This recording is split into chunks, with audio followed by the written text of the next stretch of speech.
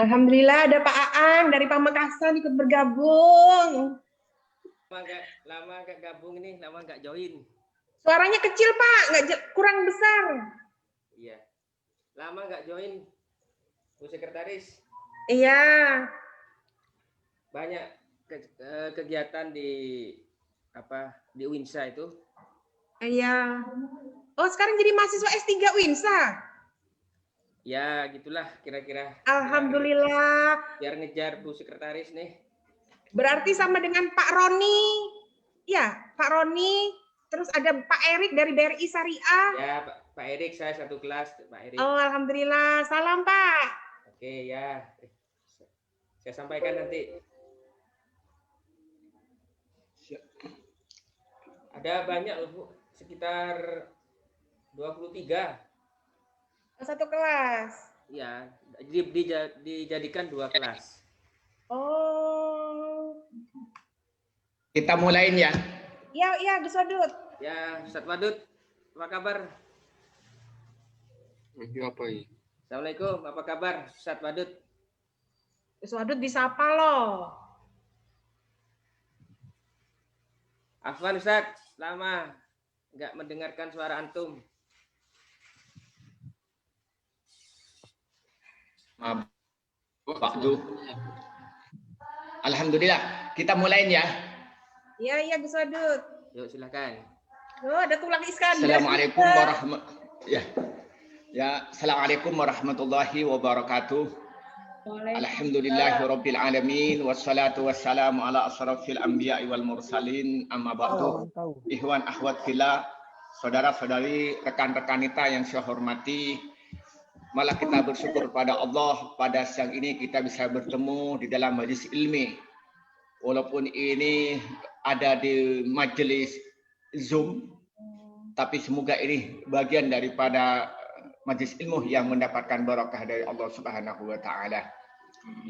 Pada pertemuan kali ini kita mempunyai tema yang sangat hebat ya. Yang pertama itu adalah strategi bank syariah pasca merger, yang pembicaranya adalah ahli dalam bidangnya, Ibu Dr. Binti Nur Aisyah, MSI. Beliau ini merupakan dosen FEB di IAIN Tulung Agung dan sekretaris komisariat IAI di Tulung Agung.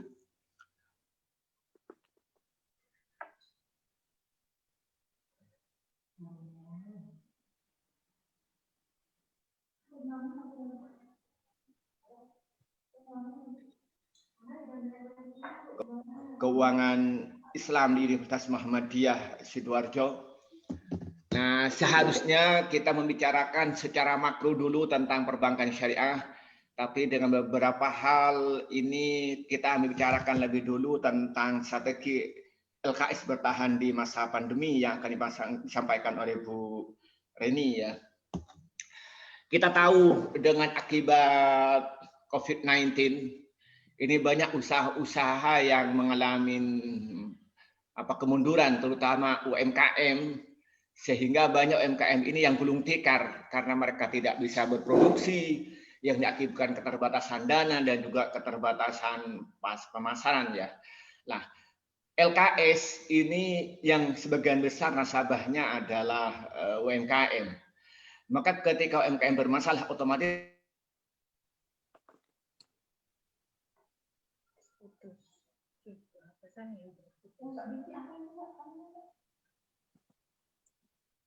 terpaksa mereka itu sementara menghentikan karena mereka keterbatasan dana dan lain sebagainya. Maka karena itu di kesempatan ini Ibu Reni ini akan menjelaskan secara teknis, secara terperinci bagaimana lembaga keuangan syariah ini bisa berkembang dalam kondisi pandemi ini. Bukan sekedar bertahan, tapi bisa berkembang bahkan lebih maju daripada kondisi yang lain. Apa strategi-strategi yang harus dilakukan? Untuk itu kami serahkan pada Bu Reni untuk menyampaikan materinya.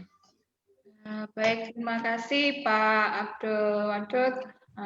Kepada seluruh rekan, Assalamualaikum warahmatullahi wabarakatuh. Waalaikumsalam warahmatullahi Dan wabarakatuh. terhormat Ketua Umum IAI Jawa Timur, Tulang Iskandari Tonga, terima kasih sudah bergabung di tengah kesibukan ya sebagai pengurus di Pasca Sarjana UIN Sunan Ampel, kemudian juga seluruh rekan-rekan pengurus IAI Jawa Timur yang sudah menyumbangkan segenap tenaga sehingga selalu memberikan fasilitas kita untuk bisa sharing bersama-sama di siang hari ini. Ya, tentu pertama-tama kita ucapkan puji syukur dulu ke hadirat Allah Subhanahu Wa Taala karena masih diberi kesehatan di tengah-tengah pandemi yang kita sendiri belum tahu sampai kapan akan berakhir ya, sehingga dengan kita masih diberi kesehatan, kita masih bisa bersilaturahim walaupun dalam media terbatas melalui Zoom meeting ini. Salawat dan salam tidak lupa kita sampaikan kepada junjungan kita Nabi Muhammad SAW beserta keluarga dan orang-orang yang ada di jalan beliau. Saya kira saya memberikan paparan ini sekedar mengangkat riset kecil-kecilan saya yang beberapa hari yang lalu saya sebarkan karena saya tinggal di Sidoarjo, maka saya sebarkan ke beberapa karena judulnya adalah LKS Lembaga Keuangan Syariah, maka yang saya jadikan sampel kemarin itu Bank Syariah dan juga Koperasi Syariah. Ada 3 bank syariah di Sidoarjo dan 1 koperasi syariah di Sidoarjo. Alhamdulillah dari beberapa narasumber yang saya hubungi ketika saya menyampaikan bahwa ini untuk sharing ilmu di sesi dialog dengan teman-teman IAI Jawa Timur, beliau-beliau dengan senang hati memberikan informasi ya terkait update terkini perkembangan yang terjadi di baik itu bank syariah maupun LKS. Ya. Saya unggah dulu untuk screenshot-nya. Kulo niki kalem. Baik, bisa dilihat ya PPT tampilan saya sudah nampak Pak Wadud, Bu? Tidak nampak Ibu. Oh, tidak nampak. Kelihatan Mbak Reni? Kelihatan. Kelihatan. Oh, kelihatan Sudah ya, nampak. sudah ya. Ya, sudah kelihatan. Ya, baik, sesuai dengan judul yang sudah disebarkan di flyer ya oleh teman-teman IAI Jawa Timur, bahwa pada siang hari ini saya mengangkat tema strategi LKS bertahan di masa pandemi. Karena kenapa kemudian kita di IAI mengangkat tema ini ya, karena kita tahu salah satu yang membuat jalannya roda perekonomian adalah permodalan gitu ya. Nah, permodalan ini salah satunya kalau di teman-teman yang berkecimpung di bisnis adalah melalui sinergi dengan LKS atau Lembaga Keuangan Syariah, sehingga bagaimana kemudian LKS ini yang kemudian memberikan kucuran segar kepada pelaku usaha ini bisa juga mereka memperkuat dirinya, ya, memperkuat kegiatan bisnisnya sehingga lebih banyak bisa menolong masyarakat di tengah-tengah pandemi saat ini. Bu Reni. Kenapa? Bisa diperbesar slide-nya. Oh, slide-nya baik.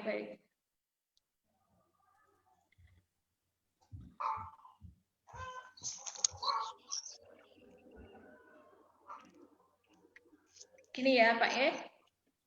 Baik, ini tema kita saya kira nanti akan teman-teman lebih banyak yang expert dari menyampaikan materi ini. Saya hanya menyajikan hasil riset kecil-kecilan saya aja yang saya sebutkan tadi ke beberapa bank syariah maupun ke koperasi syariah yang ada di sekitar Sidoarjo. Baik, flashback dulu ya, kita bicara karena temanya adalah LKS dan bagaimana bisa survive ketika di masa pandemi, maka kita perlu sedikit flashback kembali COVID-19 dan krisis ekonomi. Ya.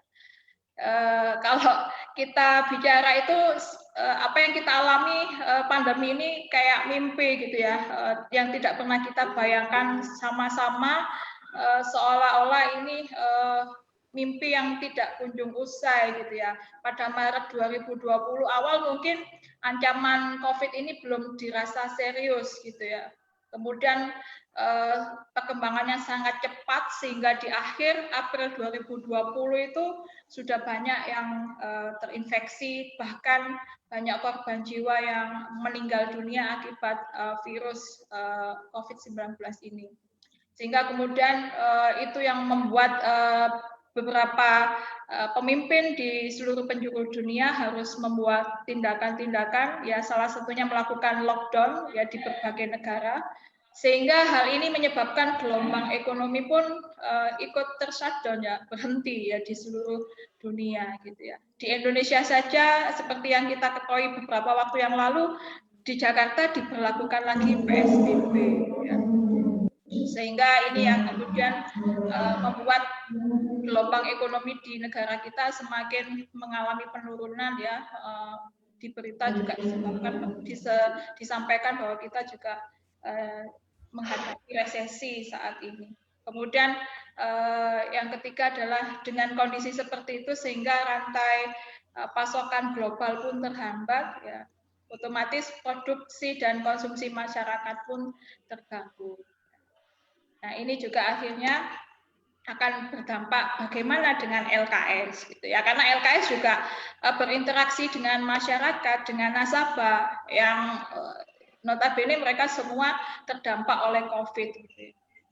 Kemudian bagaimana dengan LKS? Yang pertama, mereka menyampaikan bahwa menurun pendapatan nasabah ya, baik itu melalui pendanaan maupun pembiayaan ya, sehingga dengan tadi menurunnya tingkat kemampuan masyarakat dalam produksi dan konsumsi ya, otomatis mereka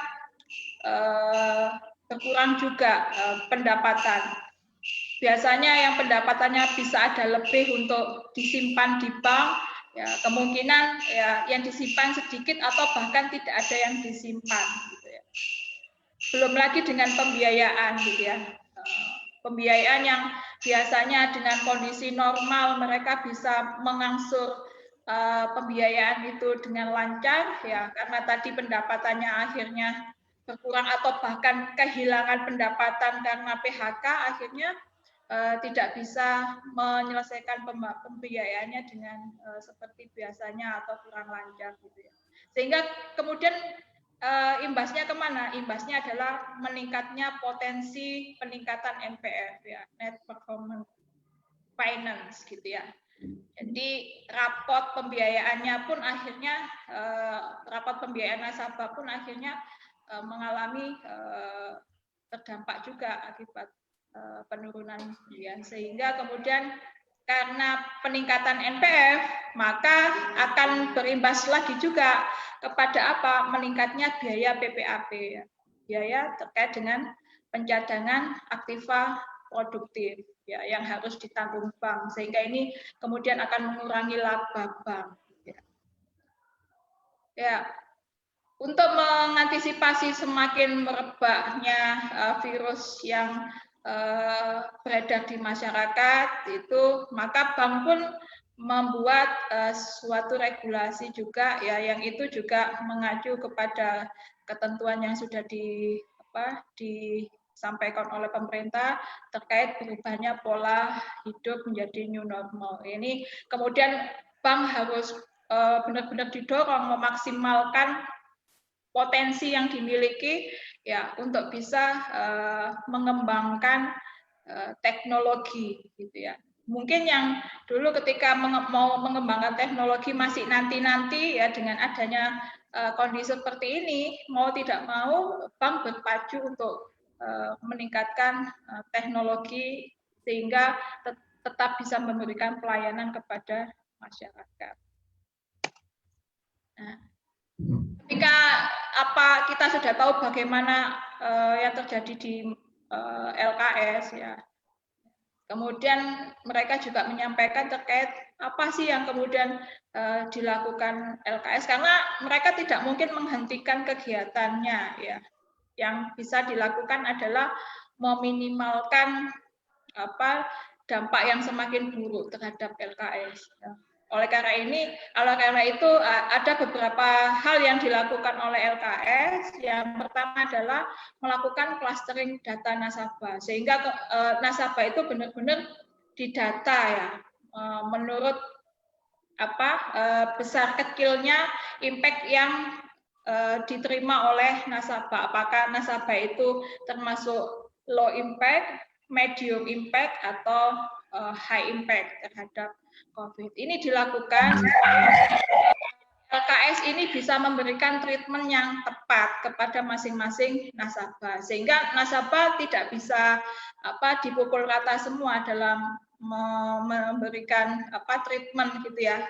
Maka data clustering ini sangat diperlukan oleh perbankan. Yang kedua, setelah kita melakukan clustering, kita sudah tahu apakah dia low, medium, atau high impact. Maka yang kedua, bank baru melakukan restrukturisasi akad berdasarkan kemampuan nasabah. Ya. Kalau di bank syariah akan diberikan form gitu ya, form untuk mengisi kira-kira berapa kemampuan bisa mengangsur. Diharapkan sih tetap bisa sekitar kurang lebih 30% ya dari jumlah angsurannya gitu, minimal gitu ya.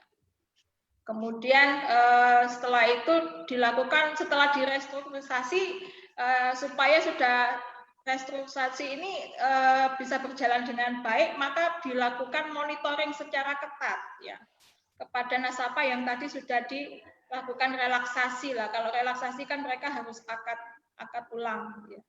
Untuk menjaga itu, maka perlu monitoring ketat terhadap nasabah sehingga menjaga angsurannya itu tetap bisa lancar ya, NPF-nya tetap bisa berada di angka yang sudah ditentukan. Kemudian yang keempat adalah tetap menyalurkan pembiayaan, akan tetapi dengan catatan ya, seperti di BTN Syariah itu melakukan tetap menyalurkan tapi dengan seleksi ketat gitu ya.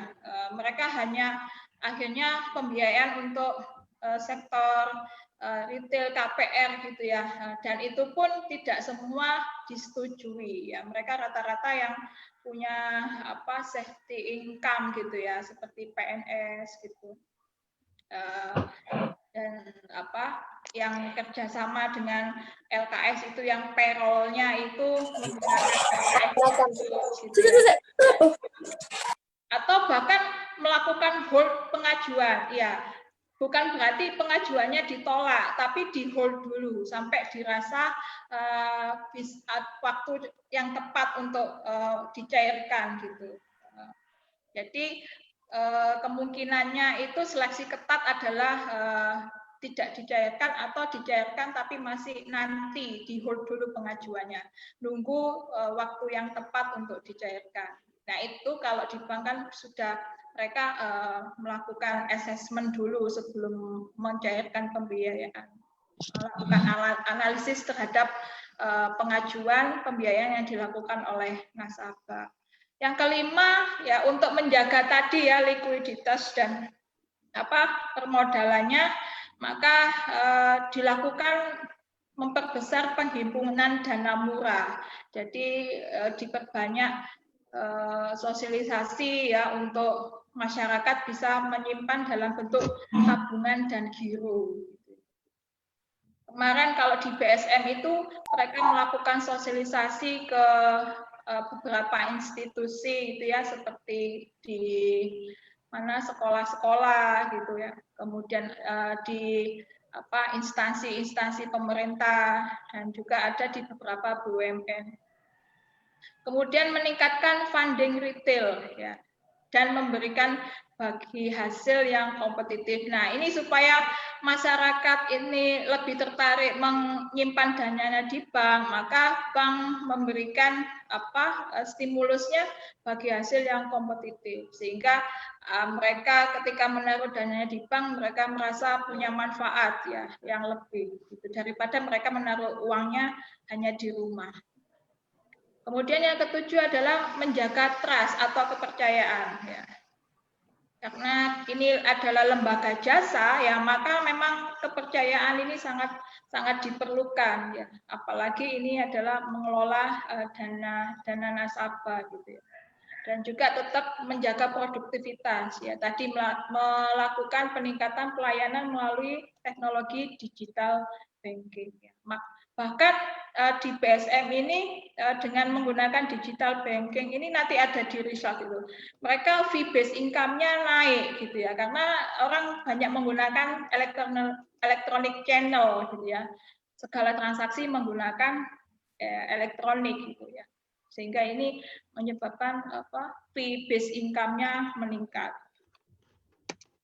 Kemudian kalau yang 8 sampai 10 ini saya riset kecil-kecilan yang di koperasi tadi. Kalau di koperasi menghadapi pandemi ini mereka memperkuat internal, ya, semakin bersinergi, memperkuat sistem di internal, dalam arti memperbaiki segala sistem yang di internal sehingga baik itu anggota koperasi, ya, maupun sekolah-sekolah yang di-hire oleh koperasi ini percaya dan menaruh dananya di mana di koperasi ini. Kebetulan koperasi yang saya riset ini adalah koperasi syariah yang memang punya yayasan sebuah sekolah, gitu ya. Dan ini tabungan sekolahnya akhirnya ditaruh di koperasi syariah dan dananya menurut informasi dari mereka lebih 1M. Ini kan luar biasa, ya. Kemudian jeli menangkap peluang. Jadi harus benar-benar menjalankan bisnisnya ini, menjalankan bisnis yang rendah resiko dan keuntungannya besar, ya. Mereka salah satunya ini mulai beternak kambing yang itu untuk menyuplai ketika ada Idul Kurban, gitu ya. Kemudian mereka sudah merambah ke penyediaan rumah untuk anggota, gitu. Menurut informasi dari mereka sudah 10 anggota yang sudah AJB untuk jual beli rumah di koperasi syariah ini, ya. Karena ini koperasi sekolah dan rata-rata yang menjadi anggota adalah guru, ya, maka sistem pembayarannya bisa potong gaji. Yang ke-10 adalah memperkuat permodalan dengan sumber daya internal. Itu tadi, ya, memberikan sosialisasi kepada internal, baik itu pihak yayasan, pihak sekolah maupun anggota. Jika mempunyai kelebihan dana, lebih baik disimpan di koperasinya, karena nanti kemanfaatannya juga kembali ke mereka seperti tadi, mereka bisa di-hire untuk beli rumah dan sebagainya. Bahkan karena salah satu pengurus itu punya akses yang luas, itu mereka sudah main proyek-proyek, gitu ya, sehingga proyek jangka pendek tapi keuntungannya besar, ya. Koperasi investasi ke proyek tersebut paling cuma jangka 2-3 bulan bisa balik modal. Ya, ini langkah-langkah yang kemudian hasilnya apa dari langkah yang mereka lakukan, ya. Yang pertama, ya, dengan tadi ditingkatkannya digital, akses digital, teknologi digital di LKS, maka nasabah banyak yang membuka rekening, ya. Di BSM sendiri peningkatannya sampai 70% untuk pembukaan rekening melalui Burekol. Burekol itu buka rekening online, gitu ya. Jadi mereka merasa dimudahkan, gitu ya. Ini sistemnya sudah tidak datang lagi ke bank, ya, tapi melalui cukup isi aplikasi isi form di aplikasi, kemudian wawancara melalui video call, rekening sudah jadi, sudah bisa dipergunakan untuk akses segala akses, ya, mau untuk usaha, mau untuk keperluan sehari-hari, gitu ya, mau transfer, mau apa bisa. Kemudian tadi, ya, karena dengan semakin banyaknya orang menggunakan teknologi dalam mengakses perbankan, otomatis bank dapat manfaat yang meningkat juga melalui fee based income, FBA-nya meningkat, gitu ya, dari mereka menyediakan fasilitas e-channel ini, ya. Dan juga karena tadi dilakukan restrukturisasi atau relaksasi terhadap beberapa pembiayaan berdasarkan klaster masing-masing, sehingga NPF-nya tetap terkendali dan profit tetap terjaga. Yang terakhir result-nya adalah pembiayaan masih terus tumbuh ya, tapi difokuskan tadi ke ASN, pensiunan, ya bahkan bisa ini ada meng-hire beberapa proyek punyanya BUMN seperti Wika itu ya, Widya Karya itu, Wijaya Karya apa Wika itu ya. Ya, termasuk juga nasabah yang sudah payroll dengan BSN. Contoh misalkan Umsida gaji dosen melalui BSN, sehingga ketika mau mengajukan pembiayaan akan lebih diberikan kemudahan karena bisa langsung melalui bagian keuangan, potong gaji dan sebagainya. Demikian yang bisa saya sampaikan terkait strategi LKS dalam bertahan di masa pandemi. Memang mungkin datanya masih sangat kurang. Saya harapkan lewat sesi diskusi ini teman-teman bisa menambahkan ya dari hasil riset yang sangat kurang ini. Terima kasih atas waktunya Pak Abdul Wadud. Ya, terima kasih. Ya, Assalamualaikum warahmatullahi wabarakatuh. Ya, terima kasih Bu Reni. Ya, sebelum diberikan pada Bu Binti Nur, saya ingin tanya. Ibu tadi lebih banyak menjelaskan di mikro ya, di BMT sebagai studi kasus penelitian dan sebagai sedikit menyinggung di perbankan. Kalau bicara LKS kan juga kita bicara tentang asuransi syariah, kita bicara pasar modal syariah. Bisa digambarkan tentang bagaimana dua lembaga ini bertahan di dalam kondisi pandemi ini, Ibu? Ya, karena memang kalau kemarin saya juga diskusi sama teman-teman di asuransi syariah gitu ya. Sebenarnya kalau asuransi syariah juga mengalami hal yang sama, Pak Wadud ya. Iya. Bahkan ada beberapa asuransi syariah itu malah semakin meningkat. Kenapa? Karena asuransi syariah punya produk itu asuransi kesehatan ya. Dengan asuransi kesehatan itu dengan adanya pandemi COVID ini mereka semakin tertarik untuk membeli polis asuransi kesehatannya, sehingga malah beberapa itu mengalami peningkatan untuk polis asuransi yang kesehatan. Karena mereka tahu sendiri kalau sudah terkena COVID itu ada beberapa obat yang satu pil itu sampai jutaan gitu ya, sekali minum gitu. Kalau tidak kemudian mereka ikut di asuransi, kalau bayar menggunakan uang pribadi kan ya, kalau pas ada uangnya cukup untuk membayar, kalau tidak itu ya mereka mau nyari di mana. Sehingga ya itu tadi Pak Wadud, asuransi pun juga mengalami hal yang sama ya. Itu mungkin di beberapa produk mengalami penurunan, tapi di produk kesehatan ini mengalami peningkatan juga. Demikian Pak Wadud.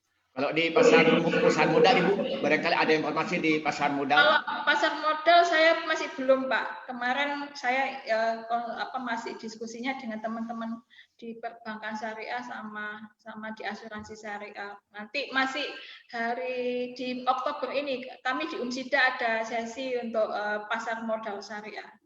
Oke, saya masuk kepada BMT. Ibu sudah tadi melakukan riset ya, yang melakukan studi kasus. Cuma ingin begini, apakah melihat lebih makro atau BMT yang lain yang sebagian besar ini kalau di tempat-tempat lain itu saya baca laporan di media massa itu baik online atau media cetak ini kan banyak nasabah-nasabah yang tidak bisa bayar, yang berakibat juga berpengaruh terhadap lembaga keuangan syariah itu, yang juga bisa oleng, bahkan ada yang di daerah tertentu bisa tutup gitu. Terus bisa dijelaskan Ibu? Iya Pak, apalagi kalau yang mikro itu ya BMT, koperasi syariah itu kan memang permodalannya tidak sebesar di bank ya Pak ya. Sehingga kalau ada nasabah yang kemudian mengalami kesulitan membayar ya, yang memang kesulitannya itu karena kondisi ini kan krisis yang dialami oleh seluruh negara, tidak hanya di Indonesia. Maka memang kalau yang saya juga di Asakina kemarin menyatakan ini mereka bahwa mereka juga melakukan ini Pak klasterisasi terhadap pembiayaan yang sudah bekerja sama dengan mereka ya, sehingga ya kadang walaupun mereka enggak bisa bayar ini, yang penting pokoknya bayar pokok dulu Pak. Jadi mungkin kalau koperasi kan tidak seketat di bank, jadi mereka lebih banyak toleransinya memang. Yang penting ada uang berapa, ya itu dibayarkan untuk angsuran, gitu Pak. Seperti itu Pak Wadud. Tapi yang dialami kan begini Bu, satu sisi pemerintah memberikan kelonggaran kepada nasabah untuk pembayarannya ke lembaga keuangan. Bahkan hanya diberi jatah 30% boleh. Sementara lembaga keuangan syariahnya harus bayar kepada anggota, kepada nasabah. Ya, bagaimana? Karena ya memang tadi yang saya sampaikan, ketika nasabah menaruh dananya di bank itu kan mereka juga tujuannya tidak hanya untuk uang aman, tapi mereka ya juga ingin mendapatkan manfaat lebih dari dana yang diperoleh itu. Ya. Kalau di koperasi yang Asakina sendiri, ya, selama ini di hire-nya mereka tidak hanya unit bisnisnya di simpan pinjam aja Pak. Jadi ada unit bisnis yang lain, mereka ada toko dan sebagainya gitu. Sama yang di koperasi yang saya ini kan yang tadi saya sebutkan tadi, ada hire Kuman tuh dia juga punya koperasi ini punya unit toko serba ya, serba ada itu serba itu Pak. Ya, jadi untuk diversifikasi resiko memang semua dana koperasi tidak semuanya disalurkan untuk pembiayaan ya, tapi tadi ya untuk bisnis yang lain gitu Pak. Waduh. Nanti kayak yang di Insan Kamil dia sudah mulai jual beli emas mini itu ya, juga jual beli kambing gitu. Jadi dana nasabah yang ditaruh itu didiversifikasi, tidak semua digunakan untuk penyaluran pembiayaan. Jadi dari keuntungan bisnis-bisnis yang lain masih bisa digunakan untuk meng-hire bagi hasil nasabah yang menaruh dananya tadi. Begitu Pak Wadud. Apakah ada informasi Bu bagi LKS yang kesulitan pendanaan akibat kebijakan nanti yang anggota atau nasabah itu boleh dia itu hanya bayar 30%, sementara permintaan daripada nasabah untuk pengambilan uang itu cukup tinggi. Apakah ada informasi apa langkah-langkah strategis yang mereka lakukan untuk menyelamatkan LKS yang mereka pimpin? Itu kan Pak, boleh membayar 30% itu bukan berarti mereka 30% dari pinjaman. Maksudnya mereka dikasih relaksasi pun ada jangka waktunya Pak Wadud. Di bank pun juga itu kan. Sepertinya di bank itu sampai sekitar bulan Maret atau 2021. Jadi tidak selamanya. Jadi di restrukturisasi, relaksasi itu hanya dengan jangka waktu tertentu, dengan kapasitas membayar tadi sesuai clustering. Tapi ketika kondisi nanti sudah selesai, ya mereka akan kembali lagi menyelesaikan seperti halnya biasanya Pak Wadud. Gitu. Oke, terima kasih. Untuk itu saya dulu pindah kepada Ibu binti Nur Aisyah. Beliau ini adalah seorang ilmuwan Sri Kandi perempuan tentang ekonomi syariah atau ekonomi Islam. Karena beliau ini adalah pengurus DPW Ikatan Ahli Ekonomi Islam Jawa Timur dan plus juga sekretaris Komisariat YAI di YIN Tulungagung. Beliau ini akan membicarakan tentang strategi bank syariah pasca merger. Karena informasi terkini yang dibuat oleh Republika itu ketika rencana dilakukan untuk merger 3 bank syariah maksud saya BRI Syariah, BNI Syariah dan Bank Syariah Mandiri itu mengalami peningkatan begitu tinggi. BSM sendiri itu mengalami peningkatan itu sampai 54% gitu ya. Kemudian BRI itu 54 ya, jadi begitu tinggi. Nah, cuman satu sisi kita mengharapkan banyak peningkatan market share di bank syariah itu, yang mana laporan OJK ini selama ini tidak sampai 10%. Tapi dengan bergabungnya atau di mergernya 3 Bank Syariah Mandiri milik BUMN ini mengharapkan pengembangan cukup positif. Yang pertama itu diharapkan kita ini karena dana cukup tinggi ketika berkumpul 3 bank itu. Nomor 2 akan nanti meningkatnya sumber daya manusia. Mereka ini akan saling mengisi. Dari kelebihan masing-masing saling mengisi. Kemudian yang ketiga masalah pasar ya. Karena BNI Syariah itu lebih banyak kepada masyarakat bawah, kemudian BNI kepada masyarakat milenial, kemudian BSM itu kepada pengusaha. Itu harapan-harapan. Maka lebih jelasnya ini Ibu Dr. Binti Nur Aisyah ini akan menjelaskan secara rinci apa strategi Bank Syariah Pasca Merger untuk mengembangkan bahkan nanti akan mengejar kepada bank konvensional dalam pemasaran dan market share-nya. Untuk waktu saya sepenuhnya saya serahkan pada Ibu Binti Nur Aisyah. Terima kasih Gus Wadud. Sebelumnya Assalamualaikum warahmatullahi wabarakatuh. Waalaikumsalam warahmatullahi wabarakatuh. Alhamdulillahirrahmanirrahim. Pada kesempatan sore hari ini saya diberi kesempatan untuk bisa sedikit sharing terkait dengan bagaimana sih sebenarnya Bank Syariah pasca merger. Tadi Bu Reni sudah menjelaskan terkait dengan lembaga keuangan syariah, diantaranya juga lembaga keuangan mikro dan juga menyinggung terkait dengan juga perbankan. Bapak Ibu peserta webinar yang saya hormati, kita tahu bahwa COVID-19 memang menyasar ke semua lini termasuk pada lembaga keuangan, dalam hal ini adalah perbankan syariah. Pada kesempatan kali ini, COVID-19 kita tahu kalau dari sektor keuangan, perbankan yang biasanya terdampak adalah sektor operasional, minimal adalah terkait dengan layanan. Kalau layanannya terhambat, maka target yang seharusnya diperoleh di lembaga keuangan juga akan terhambat. Terhambatnya karena apa? Karena di lembaga keuangan harus ada jaga jarak, jadi dibatasi akses kepada lembaga keuangan. Hari ini kita sajikan ada perkembangan perbankan syariah. Sebelum saya berbicara merger, ini kondisi bank syariah di Indonesia.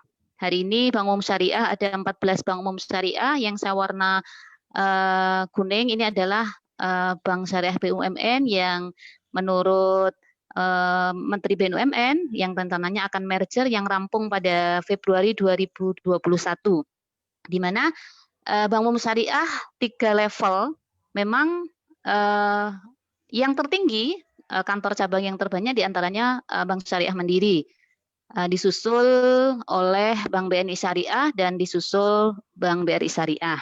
Sebenarnya masih ada lagi yaitu Bank Muamalat Indonesia, cuma karena Bank Muamalat Indonesia berdirinya adalah murni harapan masyarakat yang hadir pada saat awal-awal berdirinya Bank Syariah, maka yang masuk dalam kategori Bank BUMN diantaranya adalah 3 ini. Nah, selain Bank Umum Syariah, ada unit usaha syariah. Bapak Ibu yang saya hormati, unit usaha syariah itu perlu diketahui adalah bank-bank konvensional yang belum memiliki Bank Umum Syariah. Kalau Bank Umum Syariah yang tadi saya sebut 14 itu secara kelembagaan dan secara operasional mereka bertanggung jawab secara sepenuhnya. Jadi aset dan liabilities-nya, neraca dan lain sebagainya sudah menjadi tanggung jawab masing-masing bank Umum Syariah. Sementara kalau unit usaha syariah sekian banyak termasuk PT Bank Danamon Indonesia sampai dengan BPD termasuk Bank Jatim kalau di Jawa Timur, itu adalah masih unit usaha syariah. Artinya bank konvensional yang memiliki usaha syariah. Hari ini, selama masa pandemi, saya memotret dari laporan Otoritas Jasa Keuangan, yaitu total aset yang dimiliki oleh Bank Umum Syariah dan unit usaha syariah. Dari mulai awal Januari hingga Februari masa pandemi awal berlangsung, kita tahu posisi total aset Bank Umum Syariah maupun unit usaha syariah pada posisi linier alias meningkat, ada 351 triliun. Namun di bulan Maret karena memang posisi COVID itu start Februari, posisi Maret, April ini posisi turun terus. Artinya total aset yang dimiliki, yang dikelola oleh Bank Umum Syariah maupun unit usaha syariah adalah turun. Dan mulai naik setelah ada kebijakan PSBB dilonggarkan oleh pemerintah pusat, yaitu pada bulan Juni. Dan bulan Juli, karena kemarin juga kita tahu Jakarta juga menetapkan PSBB kembali, maka bulan Juli turun kembali. Artinya memang COVID-19 juga tadi disinggung begitu berdampak. Nah, dari total aset yang dimiliki, nah sumber dana yang dikelola, mau tidak mau tadi sedikit juga menyambungkan yang ditanyakan Gus Wadud sebelumnya, bahwa dari mana sebenarnya pengelolaan dana bank syariah pada saat misalnya kondisi masyarakat jangankan untuk nabung ke bank. Untuk kebutuhan bisnisnya, karena faktor terdampak COVID, maka posisi keuangan yang harus dikelola oleh bank dalam posisi liabilitas terdiri dari 4 poin. Di antaranya adalah dana pihak ketiga atau masyarakat, ada surat berharga, ada pinjaman, dan ekuitas. Jadi yang posisi tertinggi tetap masih pada posisi dana pihak ketiga. Tetapi ternyata tidak sendirian dana pihak ketiga, ada surat berharga yang dikeluarkan oleh lembaga, ada juga pinjaman, baik itu pinjaman antar bank maupun pinjaman lainnya. Nah, kalau dilihat dari sisi total aset, jadi apa yang dikelola selama COVID, ini ternyata begini kondisinya. Jadi keuntungan yang dikelola oleh Bank Syariah posisinya adalah terus menurun. Dari posisi Maret ini yang terdeteksi bulan Februari OJK tidak menuliskan kinerja keuangannya. Jadi mulai start Maret sampai dengan Juli, tapi grafik kita bisa buktikan dia posisi menurun. Kontribusi. Nah, kalau kita lihat bagaimana kontribusi aset yang dikelola oleh Bank Syariah di antara bank umum, posisinya demikian ini Bapak Ibu. Ini tapi tidak melibatkan unit usaha syariah, ini hanya BUS dan UUS, posisinya adalah 6%. 9%-nya kuenya ada di bank umum konvensional. Nah, karena kontribusi yang hanya 6%, dampak kontribusi COVID juga lumayan, maka ada semacam impian, kalau menurut saya dari Menteri BUMN, bahwa kita tahu bahwa potensi demografis di Indonesia luar biasa, mayoritas masyarakat kita Muslim, maka agar bisa bersaing, Erick Thohir memberikan gambaran akan mendorong adanya merger terhadap lembaga keuangan dan ditargetkan Februari 2020 aman. Nah, di antara 3 bank umum syariah yang akan di-merger. Nah, hanya apakah 3 ini saja? Sebenarnya unit usaha syariah juga ada, Bank Tabungan Negara Syariah, cuma memang karena belum ketok palu, impian kalau nggak 3 plus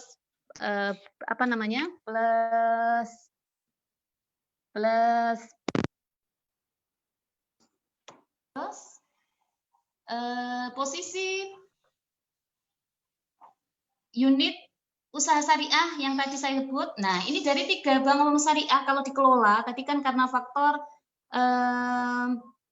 aset. Jadi aset kalau yang nanti besar, bank akan bisa lebih efektif, akan lebih leluasa di dalam mengelola.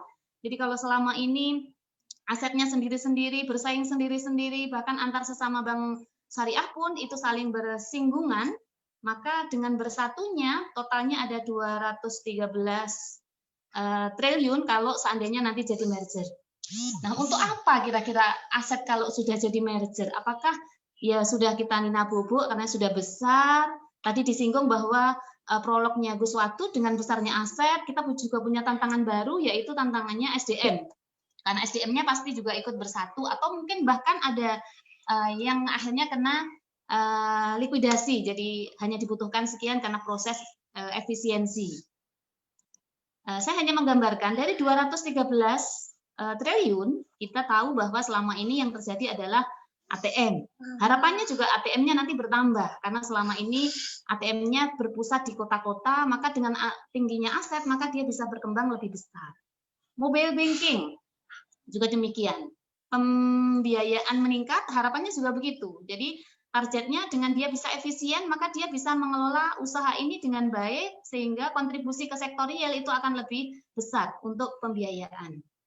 Dan kantor cabang, tentu kalau kita lihat hari ini kantor cabangnya bersaingnya di kota-kota, maka ke depan bagaimana bisa efisien, karena dalam satu kota misalnya hanya ada satu kantor cabang. Selebihnya apa? Selebihnya bisa mendekatkan diri kepada masyarakat yang relatif memiliki jumlah penduduk dan tingkat perekonomian maju. Jadi dia menyebar ke wilayah-wilayah yang memang membutuhkan. Kita tahu kalau masyarakat, kalau hanya Bank Umum Syariah kantornya hanya di pusat kota, maka yang jauh-jauh dari kota, anggaplah puluhan kilometer, maka juga akan enggan. Dia akan memilih, ya sudahlah, walaupun dia secara syariah, dia yakin bahwa ekonomi syariah itu syariah, maka dia akan memilih yang terdekat, yaitu bank umum konvensional. Untuk meyakinkan bahwa kenapa bank syariah itu harus terus tumbuh dan semangat. Nah, karena kita tahu keuntungan yang harus dibagikan kepada nasabah penabung itu, dia tidak akan ikut tertekan sebagaimana bank konvensional, karena yang dibagikan adalah nisbah bagi hasil dari pendapatan yang dimiliki. Jadi kalau banknya dapatnya sedikit, yang dikelola karena mungkin ada restrukturisasi yang tadi disinggung Bu Reni, tentu pendapatan bank akan turun walaupun tingkat rasio pembiayaan bagus. Tetapi yang diberikan kepada nasabah penabung, dia akan ikut seberapa persen nisbah itu. Nah, sebaran kantor cabang. Nah, ini bagian dari mungkin kita harus apa? Kita tahu posisi Bank Umum Syariah dan yang ada tersebar di kota-kota besar. Di antaranya adalah di sini ada DKI Jakarta yang tertinggi. Terus ada Nanggro Aceh Darussalam. Kenapa Nanggro Aceh Darussalam? Karena kebijakan Aceh itu mewajibkan seluruh bank yang ada di Aceh itu adalah syariah. Tidak ada yang dual banking system alias konven. Itu adalah kebijakan Aceh. Oleh karenanya ya akhirnya relatif persaingannya di sana semacam lebih ke pilihan ya, hanya satu syariah. Sehingga kantornya lebih besar. Nah, akhirnya kita bisa lakukan apa di dalam hal strategi?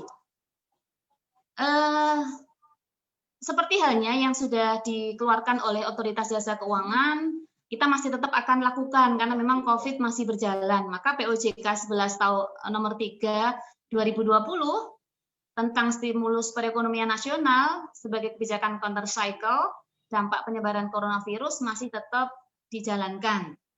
Yaitu apa? Penetapan kualitas aset, sehingga aset yang selama ini macet, maka dia bisa direstrukturisasi, dikelola ininya, dan dilakukan apa? Perpanjangan masa waktu pembiayaan. Jadi yang tidak mampu membayar karena dampak, maka diperpanjang masa waktunya, dan tidak menutup kemungkinan diberikan pembiayaan ulang karena memang dianggap sebagai pembiayaan yang produktif yang bisa memberikan income bagi bank. Nah, akibat restrukturisasi pembiayaan kita tahu NPS.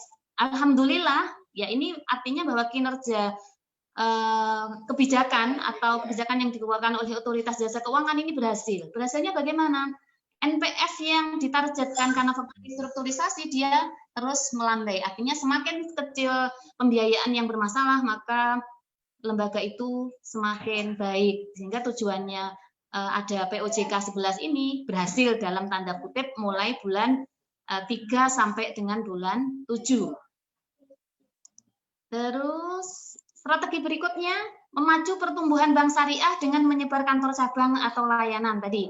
Jadi kalau kantornya selama ini bersaing itu di ibu kota, jadi satu kabupaten itu ya ada 14 kantor Bank Umum Syariah, tidak menutup kemungkinan semua ada, kecuali mungkin kabupaten-kabupaten yang kecil gitu ya, mungkin hanya ada yang BUMN bisa jadi. Artinya dengan aset yang besar, dengan merger yang dilakukan, maka layanan kantor bank akan bergeser dari kota yang banyak menjadi menuju pada wilayah-wilayah yang membutuhkan, yaitu kepada misalnya kecamatan yang memang relatif penduduknya banyak dan tingkat perekonomiannya bagus, sehingga akan mendukung perkembangan bank syariah yang selama ini orang enggan datang ke bank syariah bukan karena dia tidak yakin syariah, tetapi karena faktor jaraknya. Yang selanjutnya terkait dengan kemampuan pertumbuhan di level perguruan tinggi. Nah, ini yang kita rindukan sebenarnya. Kita hampir semua perguruan tinggi, baik itu negeri yang umum, yang memiliki prodi ekonomi Islam, maupun yang perguruan tinggi agama seperti PTAIN, maka harapannya adalah mereka sebagai pendukung terbesar bagaimana pengembangan bank syariah. Di antaranya adalah melalui lalu lintas pembayaran, mulai gaji, itu yang kita rindukan. Terus mulai pembayaran mahasiswa. Kalau semuanya itu kembalinya lessback-nya ke bank syariah, maka kita tahu kalau mahasiswa satu kampus itu 10.000, maka dalam sekejap akan bertambah 10.000 rekening. Dengan nominal, memang kalau sekarang kalau untuk mahasiswa relatif posisi menabungnya kecil karena dia lalu mahasiswa, tetapi setidaknya ada investasi informasi, investasi pengetahuan bahwa ke depan ketika yang diketahui adalah bank syariah, maka dia akan aware terhadap bank syariah. Dan sekolah-sekolah berbasis agama maupun pesantren, maka pesantren ini juga modal terbesar karena memang syariah itu kita mengedepankan bahkan agar bahwa keuangan yang kita menjadikan transaksi adalah bebas dari maghrib, maisir, riba, gharar.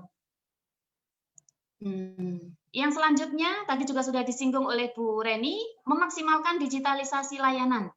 Kenapa digitalisasi layanan? Hari ini kita sebenarnya sudah memaksa diri ya sejak Februari sampai dengan sekarang, memaksakan diri karena apa? Orang akan datang ke cabang ke kantor bank itu juga agak enggan. Karena takut di sana AC, berkerumun. Walaupun di sana juga sudah dikelola jaga jarak, tetapi yang namanya jaga-jaga masyarakat kalau nggak terpaksa betul, maka dia tidak akan datang ke bank. Maka memanfaatkan digital itu adalah kebutuhan. Jadi di antaranya apa digitalisasi? Tadi juga sudah disinggung oleh Bu Reni, ada pembukaan rekening secara online. Memang tidak semua bank umum syariah sudah bisa memberikan layanan digital pembukaan rekening. Saya hanya bisa menyebut beberapa hasil searching, di antaranya adalah BNI Syariah, itu ada layanan pembukaan rekening secara online, ada Bank Syariah Mandiri, dan ada Bank Muamalat Indonesia. Ini. Nah, mendukung terhadap hal itu, sebagaimana disampaikan oleh Gubernur Bank Indonesia di dalam finance.com, bahwa digital banking mulai dengan awal tahun sampai dengan April itu meningkat luar biasa. Di antaranya adalah digital banking tumbuh 37,35%. Artinya bahwa layanan perbankan secara digital di antaranya adalah transaksi di dalam SMS banking, transfer lewat aplikasinya perbankan itu tinggi. Kenapa? Itu tadi kita bilang orang enggan untuk datang ke pusat-pusat yang berkerumun yang melibatkan banyak orang, termasuk ke ATM. Maka orang akan berpikir dua kali ketika memang tidak terpaksa ketika punya layanan internet banking. Nah, uang elektronik tumbuh 64,48%, di antaranya adalah fintech itu ada OVO, ada GoPay, itu luar biasa. Mampu bisa meraup pangsa pasar, jadi tumbuh sebesar 64,48%. Sedangkan uang kartal yang biasa kita pegang sehari-hari akhirnya tumbuh negatif alias turun sebesar 6%. Nah, akibat kondisi yang demikian, ini saya gambarkan pendapatan yang diperoleh oleh bank syariah, bank umum syariah maupun unit usaha syariah maupun bank konvensional atau bank umum. Bank umum syariah posisi pendapatan operasional yang dikelola melalui aset produktif, diantaranya ya ada pembiayaan, ada jual beli, ada ijaroh, itu ada 89%, artinya dominasinya adalah di operasional. Sedangkan non operasional, termasuk fee-based income, layanan transfer dan lain sebagainya itu 11% alias masih kecil. Sedangkan bank umum, ya kita tahu bank umum karena memang berdirinya sudah lama, ibaratnya kita membandingkan ayam dengan gajah, itulah yang membedakan sehingga layanan perbankan yang dominan yang fee-based income selama masa pandemi adalah pada posisi bank umum konvensional yaitu 35%. Sehingga kondisi inilah juga yang menyebabkan kenapa kadang bank syariah tidak mampu bersaing dari sisi pricing. Pendapatan yang dikelola melalui pendapatan non operasional ini tidak akan dibagikan kepada nasabah penabung, melainkan digunakan untuk operasional perusahaan melalui biaya-biaya atau beban-beban atau yang dikeluarkan oleh bank. Sementara kalau pendapatan konvensional inilah yang dibagikan, sedangkan bank umum syariah yang dibagikan kepada nasabah perbankan itu adalah yang 89% ini kuenya sesuai persentase yang disepakati. Terus hal yang bisa dilakukan lagi itu adalah pendampingan UMKM, walaupun memang tidak semua bank syariah melakukan. Jadi ini kalau menurut saya masa depan yang baik. Kenapa? Karena untuk bisa merebut hati masyarakat untuk memilih bank syariah, maka kita punya yang namanya, kalau bank konvensional dia hanya punya CSR, sementara di bank syariah itu punya kelebihan, ada punya Islamic Social Finance, yaitu yang dikelola dari zakat maupun yang dikelola dari dana kebajikan lainnya. Jadi dana kebajikan berupa denda dan lain sebagainya itu kalau di bank syariah kan tidak masuk pendapatan operasional, tetapi masuk di lain-lain atau dana kebajikan ini. Sehingga ini bisa digunakan karena tidak menjadi tanggungan kepada nasabah penabung, maka bisa digunakan kepada sosial atau CSR untuk mendekati, misalnya apa? Misalnya untuk memberikan beasiswa kepada mahasiswa. Dengan harapan apa? Ke depan mahasiswa inilah yang punya PR untuk mengembangkan bank syariah. Kalau sekarang sudah didorong, didukung, didekati, maka setidaknya dia akan share terhadap, konsen terhadap bank syariah, termasuk nanti akan menjadi semangat untuk menjadi pegawai di bank syariah. Jadi jangan sampai nanti memilih prodi bank syariah, tapi sebenarnya bukan menjadi satu kehendak hati, alias keterpaksaan, jangan sampai. Karena apa? Karena bank syariah juga berusaha mendekati. Jadi tidak ada alasan, tidak ada kesulitan bahwa bank syariah sulit mencari sumber daya manusia yang memiliki pemahaman syariah. Karena sekarang ini kalau kita lihat alasannya kenapa pegawai bank syariah itu sulit menjelaskan syariah kepada masyarakat, karena SDM-nya terbatas, tidak memiliki kemampuan. Kalau tidak memiliki kemampuan, rekrutlah teman-teman atau lulusan perbankan syariah. Kalau dia merasa kurang maksimal, misalnya dianggap lulusan bank syariah misalnya talenta forecasting bisnisnya kurang main, maka peran CSR inilah yang digunakan untuk menerima mahasiswa-mahasiswa prodi syariah itu untuk magang. Sekarang disuruh magang, suruh belajar, tapi nanti direkrut untuk menjadi SDM-nya. Maka dengan sendirinya bank syariah akan bisa efisien. Kenapa efisien? Tidak perlu melatih lagi karena sudah siap SDM-nya kerja. Tapi kalau misalnya dia harus ambil dari outputnya bank konvensional, hanya karena faktor dia pengalaman di bank konvensional, dia bisa forecasting nasabah, dia hanya diterima di bank syariah. Tapi dari sisi syariah dia tidak memiliki pemahaman, sehingga jualan kepada masyarakat disamakan dengan jualan di bank konvensional. Dampaknya masyarakat akan memahami bahwa bank syariah itu sama dengan bank konvensional karena apa? SDM-nya tidak memiliki kemampuan terhadap bank syariah. Oleh karenanya, ini simbiosis mutualisme ke depan, pendampingan terhadap baik itu nasabah UMKM, pendampingan terhadap mahasiswa melalui peran serta Islamic Social Finance yang dimiliki oleh bank. Contoh yang sudah melakukan, saya ambil apa adanya, memang dari BTPN Syariah. Jadi ada yang dilakukan diantaranya adalah fokus pendampingan terhadap model bisnis pada nasabah perempuan prasejahtera produktif. Jadi tidak sekedar dikasih dana, tetapi dikasih pendampingan. Kalau namanya pendampingan itu berarti tidak sekedar uang pada saat pembiayaan uang cair tanggal 1, tiap tanggal 1 harus ngangsur, tidak. Tetapi ada proses pendidikan selama tanggal 1 menuju tanggal 31 sehingga nasabah dia punya kemampuan untuk membayar. Jadi tidak hanya serta-merta yang dibiayai adalah yang memiliki kemampuan bayar, tapi proses memiliki kemampuan membayar itu juga tanggung jawab perbankan. Saya kira itu Gus Wadud yang bisa saya sampaikan. Nanti kita lebih enak diskusi biar lebih berkembang. Terima kasih.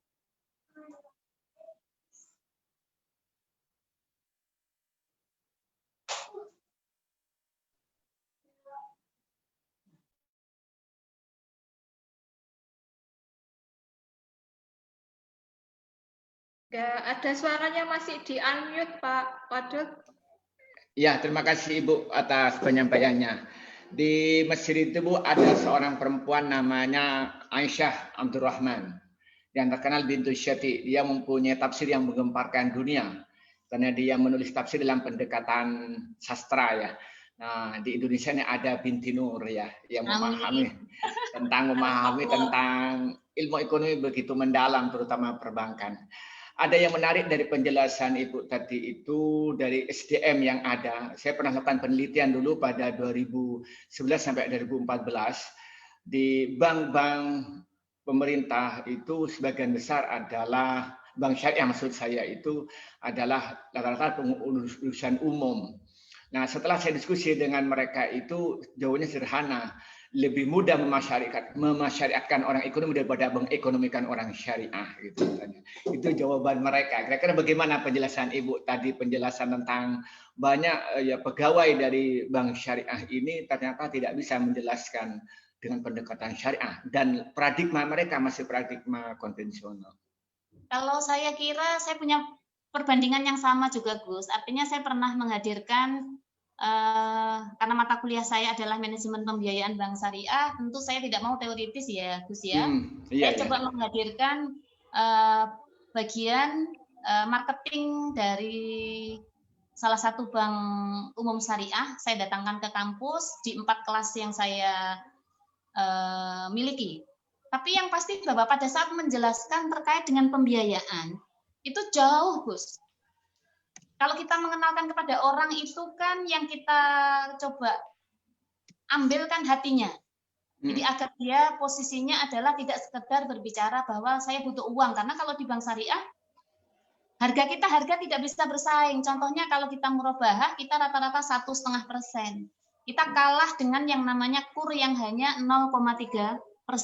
Kalau kita tidak sentuh dari sisi hati bahwa dengan kita pembiayaan murah, tapi kita tidak berkah, kita pertanggungjawabkan dunia akhirat, pilih mana dengan 1,5% tapi pertanggungjawabannya mudah. Saya kira kan menyentuhnya dari sana. Orang yang berangkat dari konven, apakah bisa menjelaskan demikian konteks berkah, konteks keadilan, konteks keselamatan dunia akhirat? Saya kira agak sedikit kesulitan. Bahkan pada saat menyampaikan di kelas, produk-produk yang disampaikan bicara murabahah saja agak kesulitan. Jadi kalau hanya menjelaskan ke mahasiswa yang sifatnya orang terdidik agak sulit, apalagi kepada masyarakat. Saya kira demikian Gus Wadud. Jadi perlu apa ya? Saya melihat itu adalah pembelaan yang enggan memilih SDM yang berangkat dari syariah. Kira-kira begitu. Oke. Wah, untuk itu monggo ya saya biar agak banyak kesempatan. Persilakan kepada peserta untuk menyampaikan pemikiran-pemikirannya. Tapi sebelum yang lain saya minta kepada Pak Ang untuk menyampaikan pemikiran-pemikirannya ini dulu. Beberapa kata lah itu untuk menyambung urung rembuk lah karena ini kesempatan yang langka untuk bisa ketemu dengan Pak Ang ini. Persilakan Pak Ang untuk menyampaikan pikiran-pikirannya. Alhamdulillahirrahmanirrahim. Terima kasih Ustadz Wadud atas kesempatannya. Saya ini bukan siapa-siapa, merasa terhormat dipanggil barusan.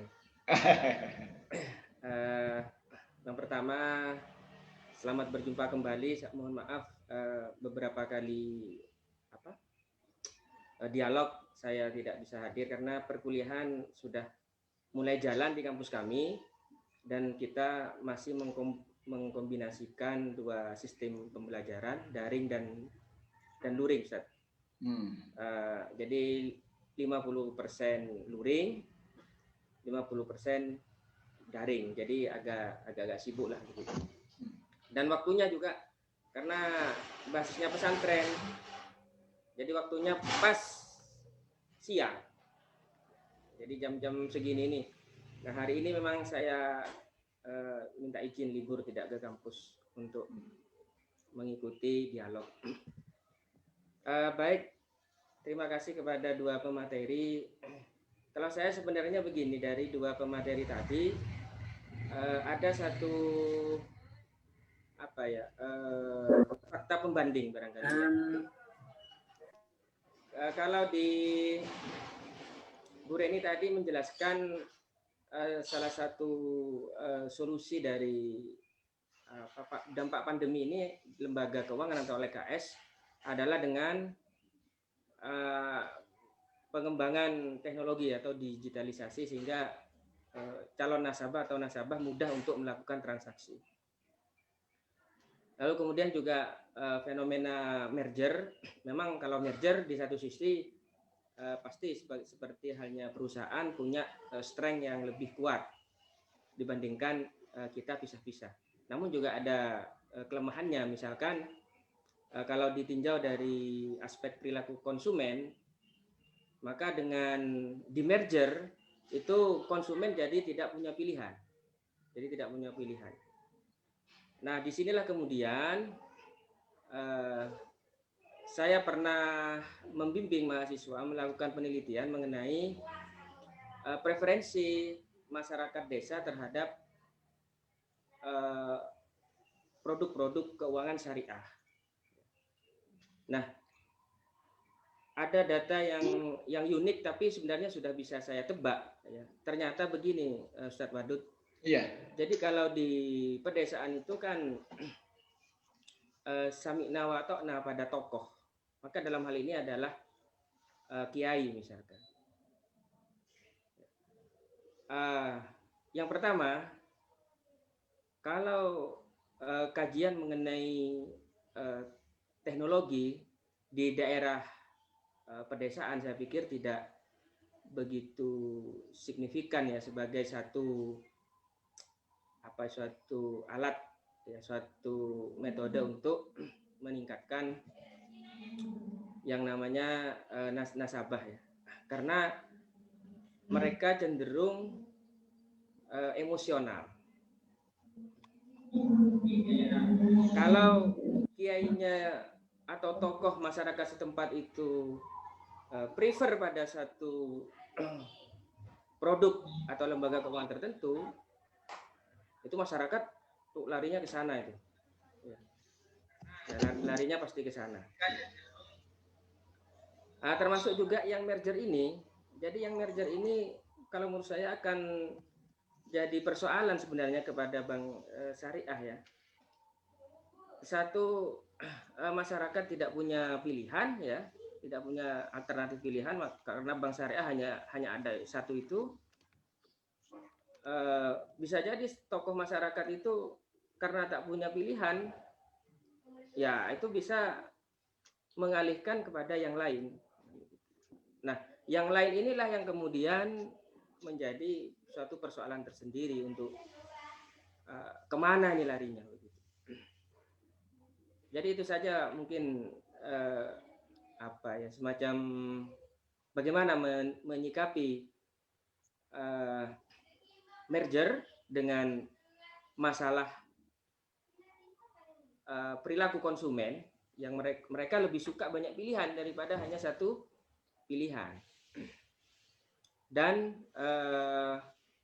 preferensi masyarakat yang banyak didukung atau dipengaruhi oleh tokoh masyarakatnya, dalam hal ini kiai begitu.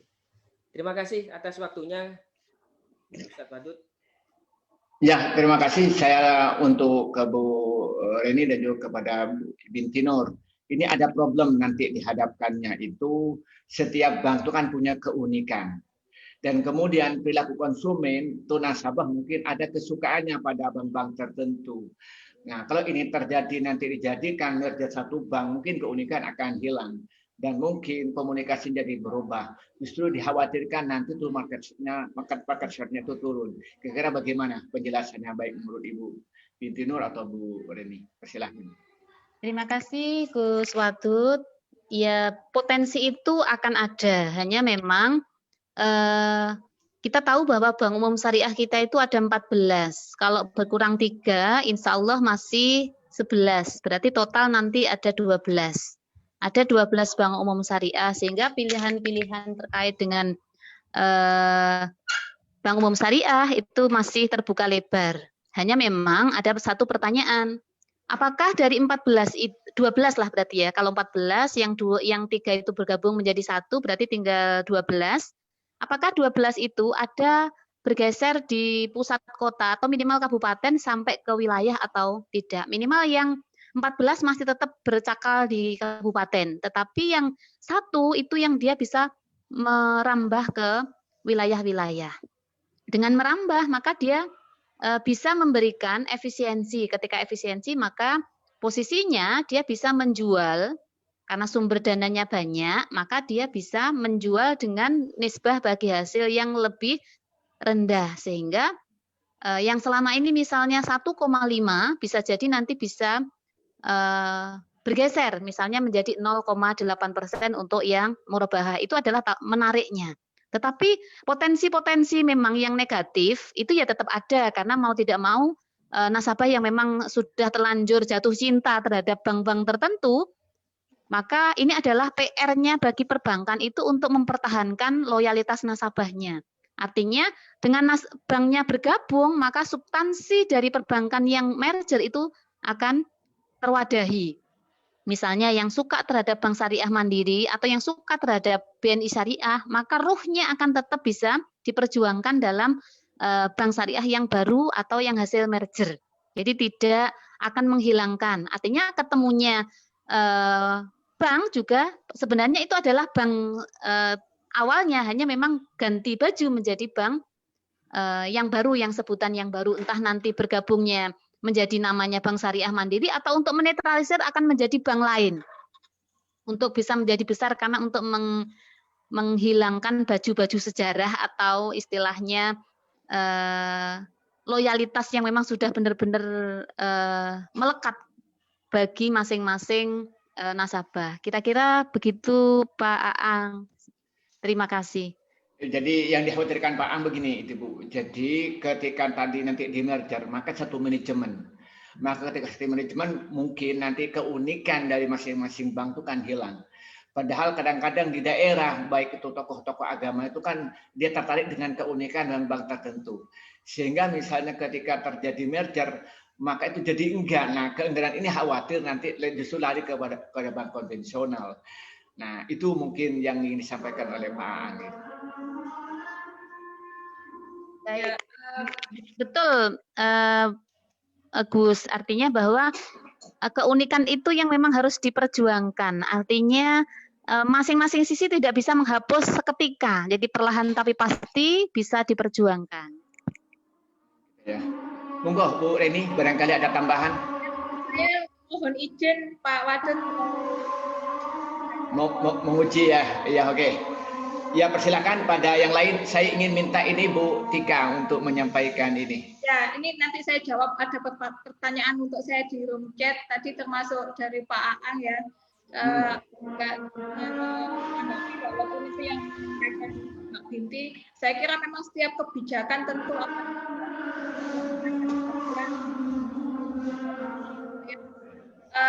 ada yang sudah seperti disampaikan Mbak Binti tadi,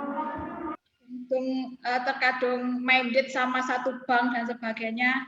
Tapi ketika kita nanti berjalan waktu bisa menyampaikan manfaat lebih yang diberikan nanti bank merger baru ini, saya kira lama-kelamaan masyarakat ini akan bisa terbiasa gitu ya.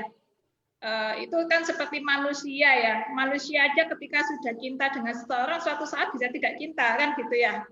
Itu hanya masalah ini saja gitu ya. Terus mengenai tadi apa ini pertanyaannya? Saya LKS-nya di mana? Ya, ada yang nanya.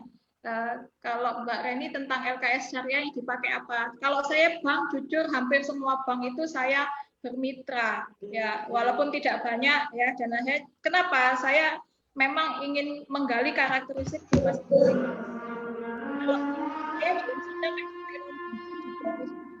tapi ketika ada dana penelitian internal itu masuknya ke BSM gitu ya. Dan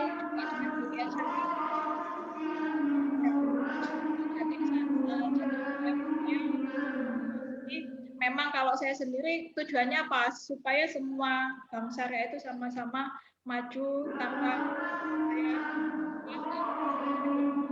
yang enggak.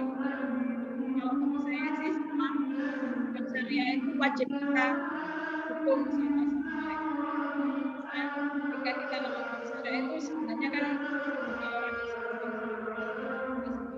Islam lah yang mendukung Bank Syariah itu. Kalau bukan kita orang Islam, siapa lagi yang membesarkan Bank Islam? Demikian Pak Wadud. Ya, terima kasih. Mohon izin ya. Sama-sama, siap. Semoga kita bertemu. Ya.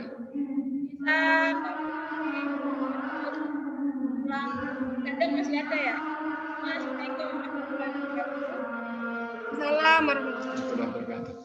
Ya, untuk itu saya minta Bu Tika untuk memberikan komentarnya nih. Saya undang Bu Tika, apa masih aktif ini? Karena ada tapi tidak nampak di videonya. Ya, terima kasih. Sambil nunggu yang lain, barangkali ada yang mau disampaikan, ada pertanyaan, persilahkan. Kalau tidak ada, saya yang menyampaikan dulu kepada Bu Binti. Selamat Bu Rini dulu. Terima kasih atas kerjasamanya. Nanti kita bisa bertemu di acara yang lain, nanti ada yang lain untuk mengikuti acara ini. Dan sekarang mau nguji kelihatannya ya. Sekarang kembali kepada Bu Binti Nur. Begini Bu, jadi kembali secara makro ya, dengan pasca merger juga jadi ancaman juga kepada bank syariah yang lain yang kategori ya kecil ya. Itu kira-kira bagaimana nanti mengantisipasi gitu? Baik, Gus. Artinya dengan hadirnya bank yang besar, maka justru hadirnya bank besar itu harus bisa mampu menjadi pionir bagi bank-bank yang belum ini Gus, mati-mati. Ya, naik turun mungkin sampean sinyalnya mungkin. Oh gitu. Kembali sebentar, apa yang di sini aja. Iya. Baik. Jadi gini Gus, artinya bahwa dengan adanya bank syariah yang besar, maka harus bisa membawa bank syariah yang posisinya masih dalam tanda kutip, kalau kita lihat di kantor cabangnya masih terbatas, maka harus bisa mengatrol. Caranya bagaimana? Mengatrolnya adalah paling tidak sharing terhadap sumber pendanaan. Kalau di perbankan syariah itu ada pasar uang antar bank syariah. Jadi posisinya dengan adanya berjalannya pasar uang antar bank syariah, maka ada bank besar maupun kecil itu malah justru saling membantu. Pada saat ada kekurangan bank kecil, maka tidak lari kepada bank lain, tetapi yang mendukung adalah bank syariah sendiri yang punya memang besar.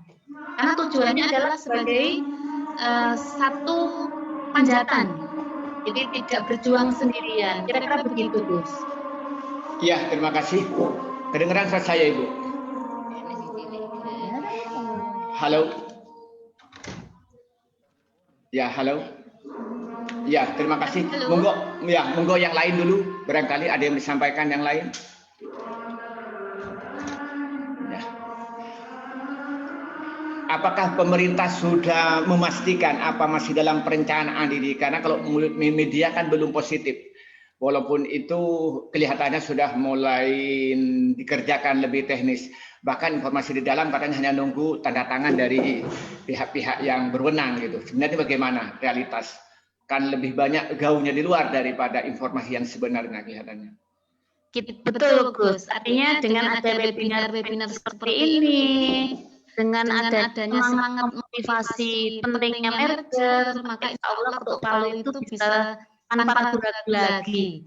Tapi kalau misalnya kita mencemaskan, kita semua sebagai akademisi, terutama yang memang bersinggungan pada saat pengabdian masyarakat mempertanyakan, maka juga tidak menutup kemungkinan akan ditahan-tahan untuk melihat suapnya nanti seperti apa. Tapi kira-kira kalau bahasa saya yang saya peroleh di media sosial melalui yang terpublikasi itu adalah yakin bahwa Februari 2021 rampung alias selesai. Kalau kemarin kan awal-awal kita penyusunan tema ini masih indikasi, tetapi pada poin keyakinan Erick Thohir itu bulan Februari 2021 rampung merger. Jadi proses startupnya sudah berani menjanjikan, kira-kira begitu, Gus. Jadi kita dukung atau kita tidak mendukung? Ya, persilakan yang lain kalau memberikan tambahan pemikiran atau ada pertanyaan, persilakan. Atau Pak Ang menambah pemikirannya Pak Ang, barangkali. Ya, monggo yang lain ada pertanyaan. Kalau nggak ada pertanyaan, mungkin ini saya tutup. Kelihatannya semuanya mau. Mas ada satu Gus, ada Ya, teks. Ya, Ada teks satu di tab itu Ya. ada mahasiswa bertanya bagaimana kita sebagai mahasiswa perbankan syariah yang nantinya akan terjun langsung pada dunia perbankan syariah mampu menguasai dan mengimplementasikan sistematika ilmu perbankan. Sedangkan dalam pembelajaran kita sangat terbatas termasuk dalam prakteknya. Baik. Jadi gini, Mbak Ratna, artinya bahwa 14 bank umum syariah ada, terus unit usaha syariah ada, semua ada media publikasi literasinya, yaitu melalui website. Maka teman-teman mahasiswa harus lari dari yang awalnya sumber ilmu itu dari dosen yang sekarang malah terbatas waktu untuk memahami juga terbatas, diskusi juga terbatas. Maka harus banyak sharing atau membaca melalui literasi website. Jadi websitenya jangan mencari yang blogspot, karena blogspot itu ya kita tahu kita tidak bisa menguji kebenarannya, karena bisa jadi mahasiswa yang baru belajar upload di media sosial. Maka carilah website yang terpublikasi, yaitu website-nya kalau misalnya mau Bank Syariah Mandiri, ya pilih Bank Syariah Mandiri. Kalau mau Bank Muamalah, pilih websitenya Bank Muamalah. Jadi tadi yang saya tampilkan itu semuanya online medianya. Kira-kira begitu. Jadi kita harus banyak belajar, tidak terbatas pada satu sumber ilmu yaitu dosen. Apalagi ilmu literatur, kalau dulu literatur itu kita harus datang ke perpus. Sekarang hanya berbasis Android, kita bisa mencari akses e-book ataupun jurnal yang berkualitas sekalipun kita bisa dapat. Hanya kemauan kita dan kemampuan untuk membaca sehingga bisa memahami itu yang sering harus dilakukan. Karena membaca itu, orang yang sering membaca akan terbiasa menyelami. Tetapi kalau orang yang membacanya terbatas, dia baca berkali-kali itu belum menemukan inti sarinya apa. Tetapi kalau sudah sering membaca, sekilas lihat judulnya sudah tahu hasilnya apa. Kira-kira pesannya begitu. Dan juga teman-teman manfaatkan lembaga keuangan syariah itu sebagai media belajar, karena di lembaga keuangan syariah mereka ada Islamic Social Finance-nya. Jadi bagi juga lembaga keuangan syariah termasuk bank syariah, maka harus mulai aware terhadap mahasiswa perbankan syariah, sehingga nanti seperti tadi yang saya bilang, dapat SDM itu tidak otomatis seketika dapat baik, tetapi ada proses yang harus dilalui, yaitu pendekatan melalui pengabdian, pendekatan melalui kerjasama dengan kampus dan seterusnya. Kira-kira begitu. Ya, terima kasih. Tadi sudah jelaskan panjang lebar dari dua sisi. Yang pertama tentang strategi Bank Syariah pasca merger dibahas panjang lebar. Justru kalau dalam pembahasan lebih banyak positifnya daripada negatifnya. Dan memberikan harapan-harapan besar untuk meningkatnya Bank Syariah, baik dari sisi pendanaan, dari sisi pemasaran, dan juga kelengkapan sumber daya manusia. Namun yang perlu kita pikirkan tentang bagaimana komunikasi dengan nasabah masing-masing bank itu, karena nasabah kadang-kadang memilih satu bank itu karena mempunyai kedekatan hati atau keunikan tertentu, itu yang mungkin jadi PR. Kemudian yang kedua untuk lembaga keuangan syariah yang di era pandemi ini mungkin harus melakukan langkah-langkah yang lebih taktis ya, dalam rangka untuk meningkatkan nasabah itu sendiri dan untuk meningkatkan tentang sumber pendanaan yang kita tahu akibat pandemi ini ekonomi secara internasional turun drastis dan juga di Indonesia terutama PMKM. Itu mungkin sebelumnya saya minta untuk Ibu Binti Nur untuk memberikan closing statement sebelum kita tutup. Baik. Terima kasih Gus Wadud. Hal yang bisa kita lakukan terkait dengan Bank Syariah adalah siapa lagi yang kita harus berjuang untuk Bank Syariah itu bisa besar. Sebentar. Siapa lagi yang bisa memperjuangkan Bank Syariah selain kita sendiri yang memang konsen di dalam Bank Syariah. Jadi kita harus semangat, kita harus yakinkan diri bahwa hadirnya merger adalah solusi agar kita bisa efisien. Kita bisa jualan kepada masyarakat dengan nisbah bagi hasil yang rendah. Sehingga marketnya di pasar menjadi dilirik oleh masyarakat. Kadang meskipun masyarakatnya muslim, yakin syariah, kalau dianggap mahal itu dianggap tidak syariah bagi sebagian orang.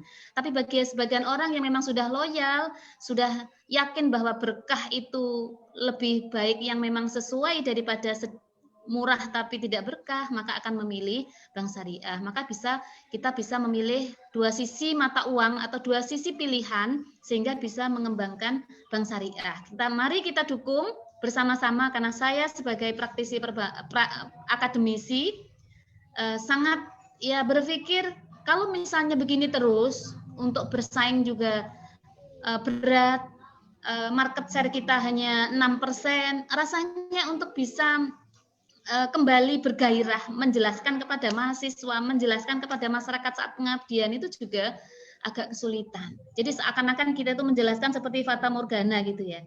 Artinya iyo ayo ke syariah, tapi media untuk menuju syariah itu jauh api dari panggang. Karena apa? Hanya ada di kota-kota yang orang lain tidak mampu atau yang masyarakat daerah tidak mampu mengakses. Apalagi meskipun ada digitalisasi, barangkali itu adalah bisa diinvestasikan untuk generasi milenial. Tapi bagi generasi 50-an ke atas, kadang masih berpikir khawatir, kecuali yang memang sudah berpikir bisnismen ya, sudah terbiasa dengan digital, maka tidak akan takut lagi. Kira-kira begitu Gus Wadud, hanya sedikit yang bisa saya sharing, semoga bisa memberikan manfaat untuk kita semua. Terima kasih. Assalamualaikum warahmatullahi wabarakatuh. Waalaikumsalam warahmatullahi wabarakatuh. Terima kasih kepada narasumber, terutama Ibu Bintino dan juga Ibu Rini atas kerjasamanya. Dialog pada siang ini merupakan tema yang sangat besar, yang kalau di Zoom ini dihadirin 36, cuman kalau di FB itu sama-sama bisa. Terima kasih ya, Jawa Timur. Iya, kemudian kalau di FB saya ini dihadirin sekitar 300 lebih orang. Jadi sebenarnya walaupun di sini sedikit, tapi di luar banyak pemirsanya. Dan itu biasanya berkembang setiap jam, mungkin biasanya naik sampai 1.000 biasanya setelah ditutup gitu ya. Jadi jangan khawatir kok peserta cuma sedikit gitu, tapi ternyata di luar Zoom ini lebih 300.000 penontonnya Ibu yang ikuti ya. Jadi insya Allah ilmu Ibu akan bermanfaat kepada masyarakat umum. Itulah mungkin dari saya pribadi atas nama host ya dan atas nama PD Muslim Ajang. Mohon maaf kalau ada kurangan. Saya ucapkan terima kasih kepada YAI Jawa Timur dan juga terutama kepada Pak Ang. Saya ucapkan terima kasih. Ini yang saya sampaikan, terlebihnya mohon maaf. Wallahul muwaffiq ila aqwamit thoriq. Wassalamualaikum warahmatullahi wabarakatuh.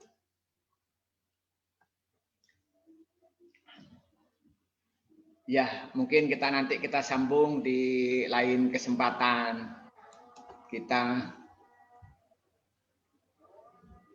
Amin, insyaallah.